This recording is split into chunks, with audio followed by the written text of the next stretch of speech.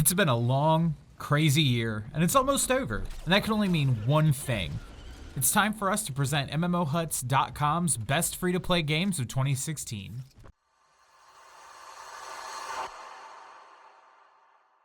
We're kicking this list off with a couple of honorable mentions. These games didn't make the list proper, but were worth saying something about for one reason or another. Our first honorable mention is Evolve Stage 2. After struggling as a buy-to-play game, Evolve made something of a comeback this summer with Evolve Stage 2, a major update that made the game free-to-play. The update also featured major rebalancing, bug fixes, stability improvements, and all-around gameplay improvements that had even critics truly impressed. Unfortunately, just when things were looking up, 2K Games pulled Turtle Rock Studios off Evolve's development and put the game into stasis. While Evolve Stage 2 is still playable, with no future development, the game is pretty much dead in the water.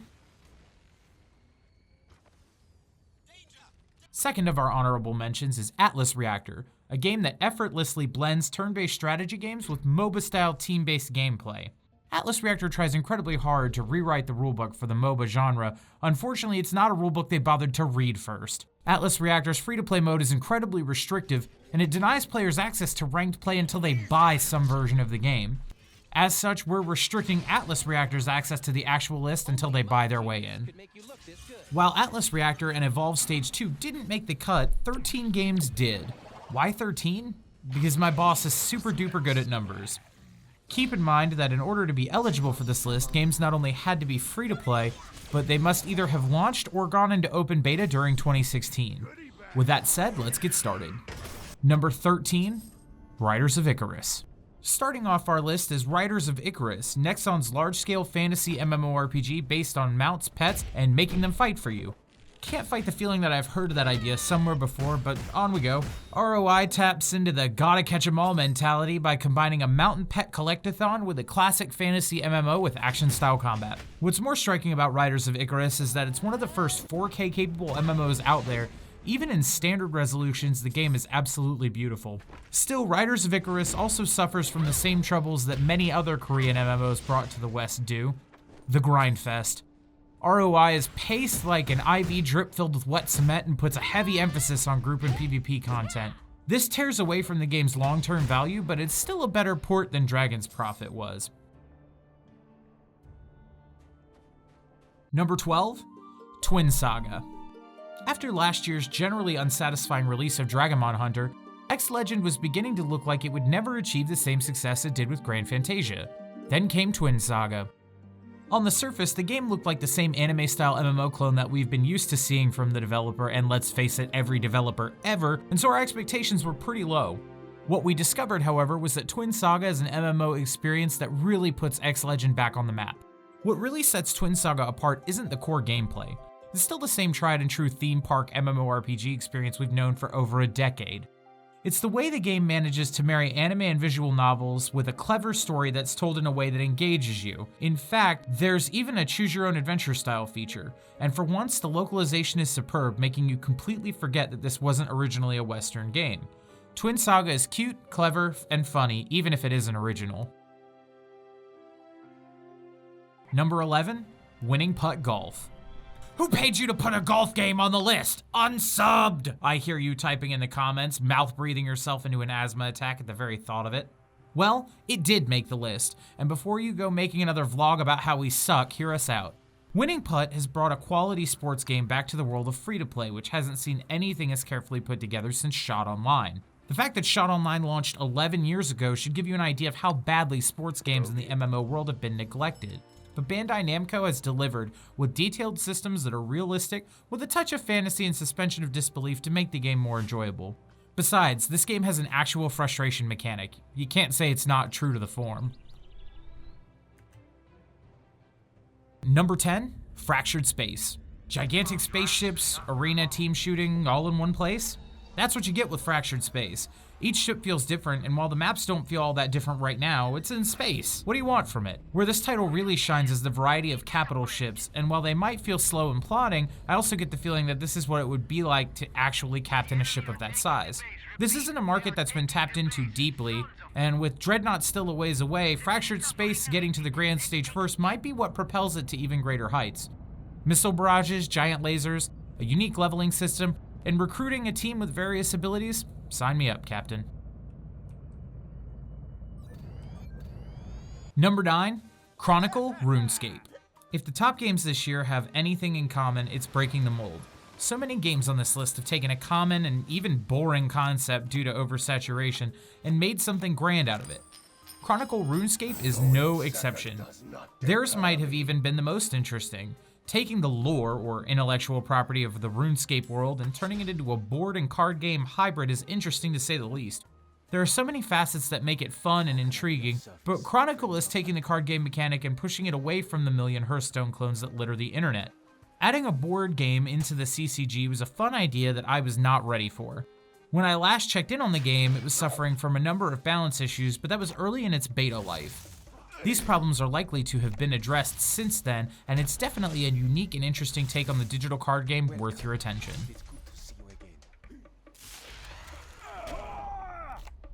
Number 8, Shadowverse. The past 2 years have seen an avalanche of Hearthstone clones flooding the market. A number of them have attempted to distance themselves by going in a totally new direction, like our previous entry, RuneScape Chronicle. Among those that faithfully stayed the Hearthstone course, Shadowverse has risen to the top of the pile. This likely stems from their expanded use of the evolution system, as players' decisions on when and which cards to evolve becomes a huge make or break point in every single match. Also boobs, that probably helped too. Shadowverse combines a dev culture of generosity and open communication with Cygames' huge resources to ensure its audio and visual quality. All Shadowverse really had to do to seize the crown was be balanced and fun. It manages to be both, perhaps more so than even Hearthstone itself. With their high fantasy themed heroes, voice-acted story sequences, and active population ensuring quality matchmaking, Shadowverse is a strong contender for the digital card game throne. Also boobs, they probably helped too. Number 7, Blade and Soul. Blade and Soul at number 7? Tell us that a year ago and no one would have believed you. Unfortunately, the ultimate hype train MMORPG simply didn't live up to its promise, and it wasn't even the game's fault. A PvP system wrecked by bots and balance issues, a PvE system wrecked by awkward voice acting and cutscene localization, and bugs across the board that were swept under the rug by devs rather than being addressed, combined to bring Blade and Soul to its knees. That said, nearly a year later, many of these issues have been addressed. At its core, Blade and Soul is still one of the most solid classic MMORPGs, both in terms of visuals and gameplay, to hit in many years. Its deep character customization is still unrivaled on the free-to-play scene. Its classes still stand as some of the most unique and fun to play on the scene. Plus, with a near year of full updates, a huge narrative-driven adventure awaits new players looking to grind a max level. In the end, when only looking at MMORPGs, Blade and Soul ended up unparalleled in 2016.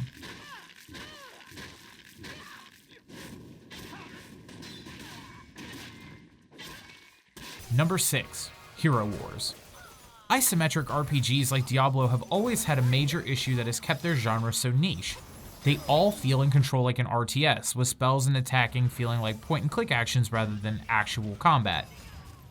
Herowarz stabs at the heart of the matter with some of the most responsive, fast-paced, and skill-reliant combat we've seen in the top-down genre yet. Combine this with a MOBA-style massive cast of characters, a narrative and world so imaginative yet twisted that it puts most anime to shame, and the utterly insane costume and mount design, and Herowarz becomes something truly special. The only element that holds it back is lack of content, and we're hoping the promised MOBA-style PvP mode with an insanely large roster which even features PvE bosses will help to alleviate the wait between major updates. Number 5, Gigantic. Gigantic disappeared off the map for a very long time. The transformation it's undergone is almost unheard of, but draws a parallel with another entry later on in our list. With a love for giant monsters and super bright colors, everything about this game clicks for me. This game reinvents the MOBA and class shooter genres by combining them as teams battle to destroy the opponent's giant monster. The game employs a visual style that combines cell shading with a broad color palette to create an almost watercolor paint look that is breathtaking to behold in motion. In another year's time, Gigantic may well be the game everyone is talking about. Number 4, Tree of Savior. Tree of Savior is the spiritual successor to Ragnarok Online, and it really shows. The game employs a similar top-down perspective and art style, but seeks to combine some of the elements of ARPGs like Diablo and Path of Exile, in that the leveling and job system goes on for 1,000,000 years without end. Tree of Savior has a ridiculous job tree with tons of options for variation, and a level cap that's well into the triple digits. The game is fun to play, especially with friends, and the sound direction and graphics are both quite appealing. The only major drawback for this one is the grind. Even with that in mind, the game is so charming and fun that it has more than earned the number 4 spot on our list. Number 3, Paragon. In this day and age, there's no shortage of game developers trying to get a piece of the MOBA money. However, those that succeeded in competing with the likes of League of Legends or Dota are few and far between. Paragon is one of them. It's more accurate to say that Paragon is rivaling Smite, since both predominantly feature a third-person camera and rely on a player's ability to aim and land auto attacks. The similarities continue with standard objectives, laning, and jungling, but it's not enough to be as good as Smite, so Epic Games sought to do a few things differently. Notably, they implemented a card system to replace purchasing items, a gritty and more realistic art style that shines on higher-end PCs in the PlayStation 4, a tilted map for dynamic vision, and less character mobility across the board.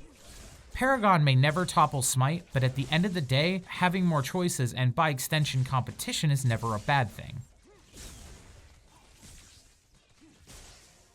Number 2, Duelist. So if I had my say, Duelist would actually be number 1 on this list.